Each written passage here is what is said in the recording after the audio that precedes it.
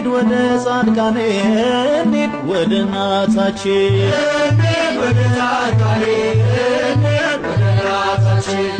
እንሂድ ወደ ጻድቃኔ እንሂድ ወደ እናታችን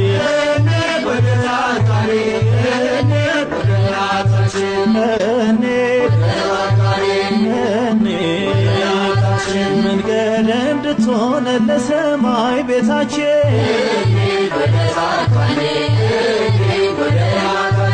አማላጅ ናትና ድንግል ሰላማችን